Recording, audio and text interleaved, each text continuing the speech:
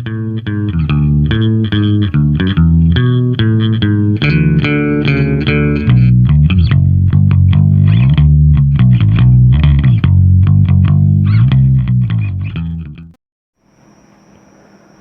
teman-teman basis semua dimanapun kalian berada. Salam sukses selalu buat kalian ya. Jumpa lagi dengan saya Rian Wardana. Sebelum kita membahas isi video saya, buat kalian yang belum subscribe, ada baiknya teman-teman subscribe dulu dan aktifkan loncengnya agar tidak ketinggalan update video-video terbaru dari channel saya yang membahas ya semua yang berkaitan dengan dunia bass tentunya. Oke teman-teman, kali ini saya akan membahas tentang masalah-masalah yang dihadapi para bassis, dan hanya pemain bass yang mengerti masalah ini. Oke, seperti yang kita tahu, suara bass dalam sebuah komposisi musik itu adalah bagian yang sangat penting teman-teman ya. Tanpa adanya suara bass, musik akan terdengar terlalu kering dan tidak bulat. Tanpa adanya bass, gelombang suara yang dihasilkan juga tidak akan merangsang respon yang maksimal untuk orang-orang yang mendengarkan komposisi musik itu. Meskipun begitu, pada kenyataannya menjadi pemain bass adalah sesuatu yang tidak mudah untuk dijalani. Seperti halnya pemain-pemain instrumen musik lain.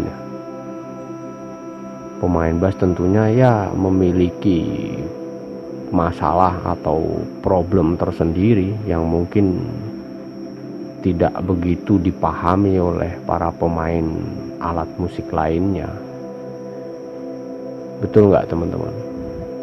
Oke, mari kita bahas beberapa hal yang mungkin hanya dirasakan oleh orang-orang yang menggeluti instrumen bass, khususnya jadi seorang bassis.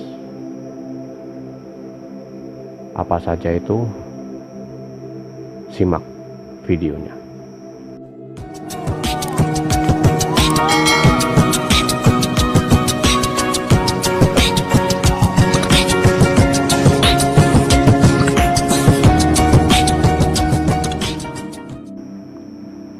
Yang pertama,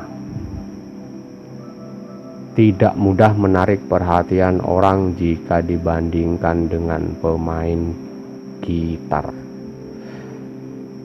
Nah, misal nih, saat kita nongkrong-nongkrong di warung atau di tempat-tempat keramaian lainnya, orang bermain gitar dapat dengan mudah ya berbaur, menyatukan orang-orang untuk nyanyi bersama dan lebih cepat menjalin keakraban. Tapi beda kalau pemain bass, kecuali ya kalau misal pemain bass itu bisa memainkan gitar, itu lain. Tapi lebih sulit untuk unjuk kemampuan bass solo di tengah-tengah kumpulan orang banyak, ya kan? Itu. Jadi tidak mungkin juga kita akan bermain bass solo dengan kemampuan ya seperti saya contohnya, yang kemampuannya hanya pas-pasan gitu aja, sangat sulit. Oke, betul nggak teman-teman? Betul kan? Nah. Terus yang kedua, orang awam tuh ya biasanya menganggap pemain bass tuh tidak terlalu bisa bermain musik. Nggak tahu kenapa pemain bass tuh seringkali dianggap tidak begitu bisa bermain musik. Hal ini ya karena kurangnya perhatian para pendengar atau para penikmat awam ini terhadap komposisi bass yang dimainkan gitu. Orang awam mungkin lebih tertarik untuk mendengar suara yang lebih nyaring ya, lebih nyaring. Contohnya gitar, dia akan punya suara yang lebih dominan, jadi sangat mudah untuk menarik perhatian pendengar dan juga penonton. Nah itu sudah dua masalah ya. Oke, yang ketiga, biasanya ini jari-jari tangan tuh pada lecet semua. Itu pasti itu. Karena gini, senar bass tuh kan gede-gede ya, dibanding senar gitar yang kecil-kecil. Senar bass tuh kan lebih tebal, lebih gede. Jadi pemain bass tuh lebih rentan mengalami lecet-lecet di jari-jari tangan. Apalagi kalau bassis itu dituntut untuk memainkan bass yang pergerakannya itu dalam tempo-tempo beat, tempo-tempo ngebeat, tempo cepat. Nah, itu biasanya habis memainkan udah tangan pada lecet-lecet semua. Tapi kalau misalnya sudah terbiasa, ya jari-jari itu sudah kapalan ya. Sudah kapalan. Apa itu bahasa kapalan? Maksudnya kulitnya udah tebel di ujung-ujung jari itu udah pada tebel. Itu jadi tiga. Terus yang keempat tuh jadi seorang bassis itu perlengkapannya mahal. Alat-alatnya mahal. Cobalah kalau teman-teman datang atau menyaksikan sebuah konser musik atau pertunjukan musik yang menggunakan instrumen lengkap. Kadang kita menemukan suara bass tuh ada yang pecah gitu kan, atau terlalu kering, atau bahkan ya boleh dikatakan kalau kopi itu kurang gula. Ya, kopi kurang gula. Berhubung ya itu tadi, gelombang suara bass itu memang lebih tebal dan memerlukan perlengkapan yang memiliki kualitas yang mumpuni. Dan itu banyak aspek yang mencakup, dari perangkat bass, ada pick up ya kan, ada pick up, terus ada equalizer atau efek yang lain, lalu masuk ke kabinet, setelah ke kabinet masuk ke mixer, setelah itu udah ke mixer baru di out kan. Jadi banyak komponen yang harus dilalui.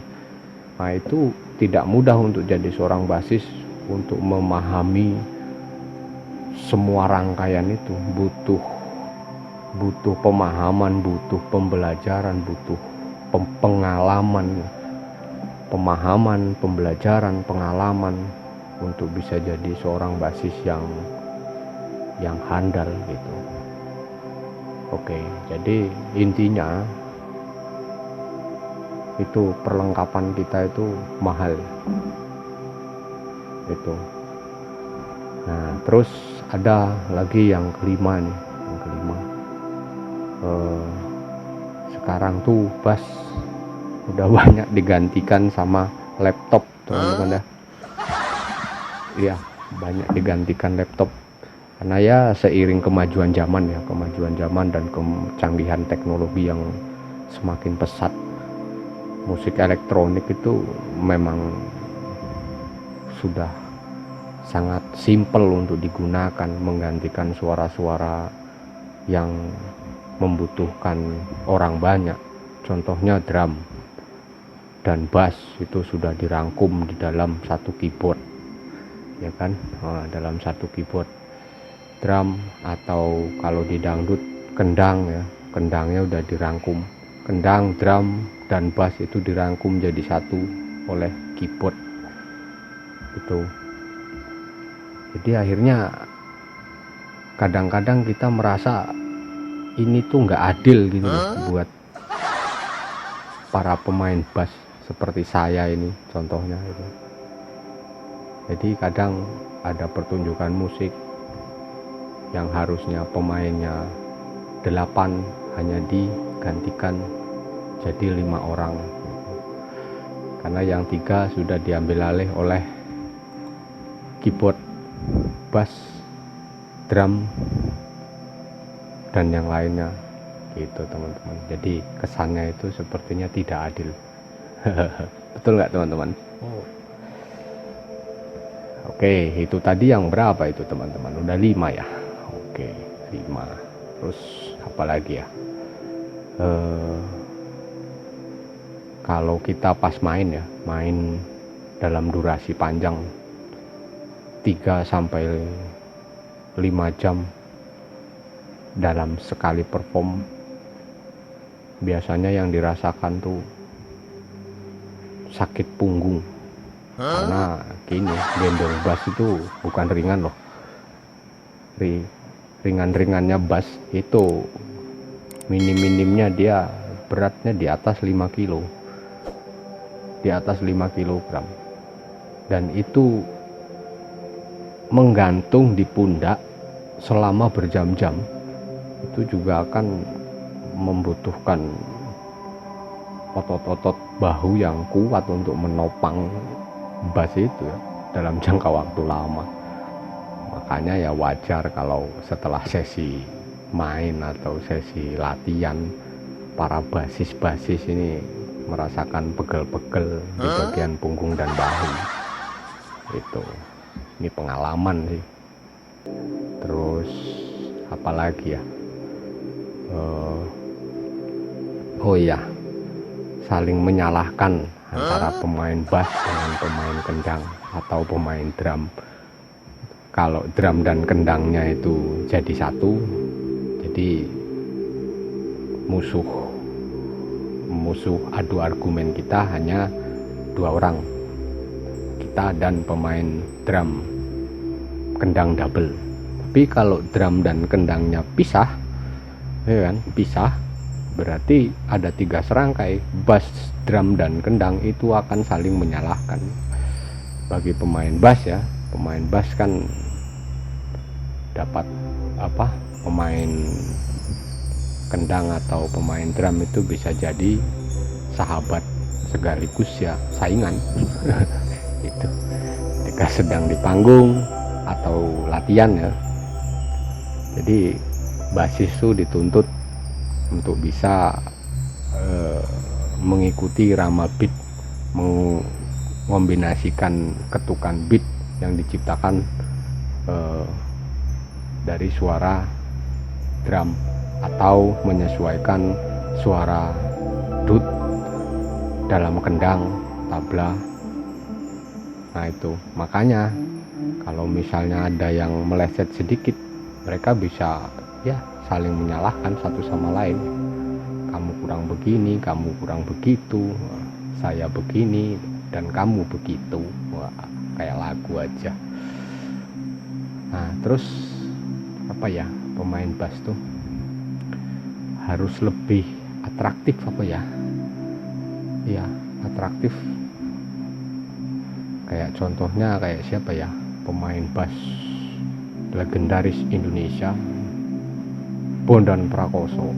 Wah itu kerap kali apa ya, melakukan aksi-aksi panggung yang sangat mengagumkan.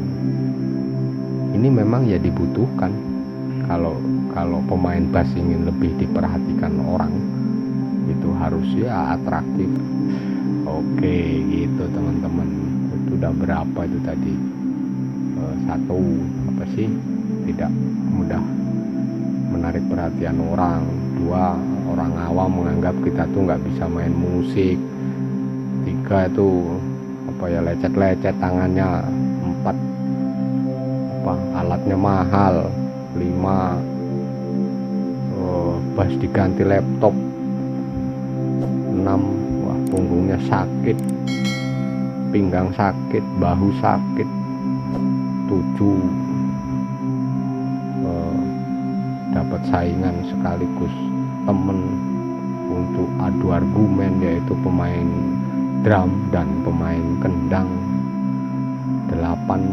Ya, kita dituntut harus atraktif, dan sebetulnya masih banyak lagi, tapi itulah yang hal-hal yang sangat mendasar sekali untuk kita sebagai pemain bass itu, teman-teman. Jadi berbanggalah jadi seorang bassis, karena pada dasarnya musik tanpa bass itu tidak akan enak untuk didengarkan gitu. Ada yang berprinsip bass tidak terlalu penting kecuali untuk band atau grup-grup yang memerlukan manual semua, tapi seperti akustik tidak memerlukan bass. Kalau menurut saya itu salah. Akustik itu mempunyai 6 senar yang dimainkan sendirian. Menurut saya senar 5 dan 6 itu adalah bass gitu. Jadi apa jadinya kalau gitar akustik senar 5 dan 6-nya tidak usah dipakai? Tetap mereka akan bilang itu tidak enak karena tidak ada bassnya. Sudah, pasti akan berkata seperti itu. Nah, kita kecilkan lagi ke alat kencrung atau apa namanya itu, yang senarnya kadang 3, ada yang 4. Mereka saja masih memposisikan satu senar itu difungsikan untuk bass agar ada harmonisnya dalam memainkan senar-senar itu. Nah, gitu teman-teman. Jadi pada dasarnya pemain bass itu sangat penting dalam urusan instrumen musik. Jadi buat teman-teman semua, berbanggalah jadi seorang bassis. Salam bassis Indonesia. Sampai jumpa lagi di video selanjutnya.